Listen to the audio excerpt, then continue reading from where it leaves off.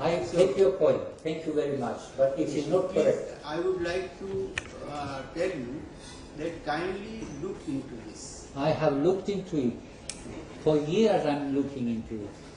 Now I have got Professor Dash here who will support me, and I have a lady further back who also supports me.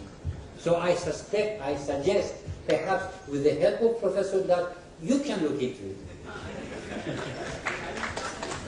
Good. Sir, I have a very quick question. Yes. Your dates seem to suggest place Rigveda somewhere around 3500 to 4000 BCE, Yes. or earlier. I would put Rigveda before 4000. Okay. Yeah. Right around that time, there was a thriving. There was a thriving civilization in Egypt, and there is massive archaeological evidence. It's later. There's some structures that are dated to earlier than.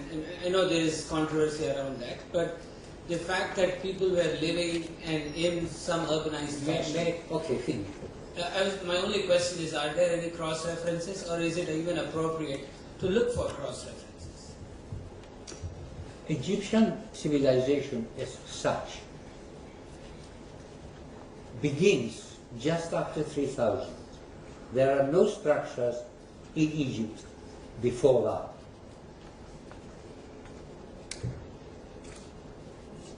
The first writing begins just before, just at about that date, but the first texts in mass are found in the pyramids from around 2400. If you examine the writings, those writings, and compare them to the Vedic writings, you will find certain common elements. I have myself written a paper comparing the two and showing these common elements. There is only one snag.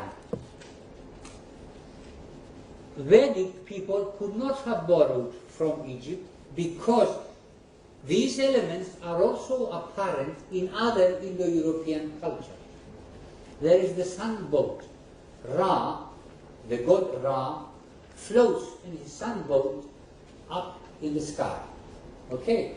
Now, Pushan, the sun god, or an aspect of the sun god in Vedic, also has a whole armada of ships, not just one.